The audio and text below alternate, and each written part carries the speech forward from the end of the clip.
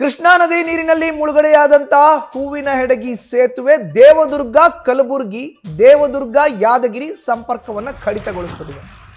News ಫಸ್ಟ್ಗೆ exclusive ದೃಶ್ಯಗಳು ಈಗ ಲಭ್ಯ ಆಗಿದೆ.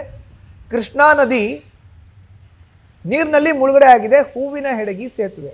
ಇದರಿಂದಾಗಿ ದೇವದುರ್ಗ ಕಲಬುರಗಿ ಮತ್ತು ದೇವದುರ್ಗ ಯಾದಗಿರಿ ಈ ಎರಡೂ ಮಾರ್ಗಗಳು ಇವಾಗ ಸಂಪೂರ್ಣವಾಗಿ ಕಡಿತಗೊಂಡಿದೆ. ನೋಡ್ತಾ ಇದ್ದೀವಿ ಅದರ ದೃಶ್ಯಾವಳಿಗಳು, ಡ್ರೋನ್ ದೃಶ್ಯಾವಳಿಗಳು ಎಕ್ಸ್ಕ್ಲೂಸಿವ್ ಆಗಿ ಡ್ರೋನ್ ದೃಶ್ಯ ನ್ಯೂಸ್ ಫಸ್ಟ್ಗೆ ಲಭ್ಯ ಆಗಿದೆ. ನ್ಯೂಸ್ ಫಸ್ಟ್ನ ಸ್ಕ್ರೀನ್ ಮೇಲ್ಗಡೆ ನೋಡ್ತಾ ಇದ್ದೀರಿ. ಬಸವಸಾಗರ ಡ್ಯಾಮ್ನಿಂದ 2.6 ಲಕ್ಷ ಕ್ಯೂಸೆಕ್ ನೀರು ಬಿಟ್ಟಂತಹ ಪರಿಣಾಮ ಹೂವಿನ ಹೆಡಗಿ ಸೇತುವೆ ಮುಳುಗಡೆ ಆಗಿದೆ.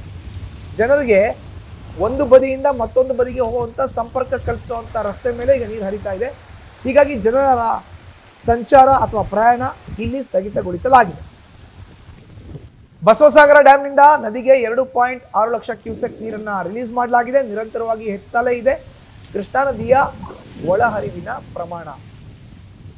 ಈಗ 50 ಕಿಲೋಮೀಟರ್ ಸುತ್ತುವರೆದು ಕಲಬುರಗಿ ಯಾದಗಿರಿಗೆ ತೆರಳಬೇಕು ಜನ. ಮುಳುಗಡೆಯಾದಂತಹ ಸೇತುವೆಯ ಡ್ರೋನ್ ದೃಶ್ಯ ನ್ಯೂಸ್ ಫಸ್ಟ್ಗೆ ಲಭ್ಯ ಆಗಿದೆ. ಸೇತುವೆ ಮೇಲೆ ಯಾರೂ ಕೂಡ ಓಡಾಡದಂತೆ ತೆರಳದಂತೆ ತಾಲೂಕು ಆಡಳಿತ ಹೈ ಅಲರ್ಟ್ ಘೋಷಿಸಿದೆ. ಅದರ ಡ್ರೋನ್ ದೃಶ್ಯ ದೇವದುರ್ಗದ ದೃಶ್ಯ. ಇದು ಹೂವಿನ ಹೆಡಗಿ ಸೇತುವೆ.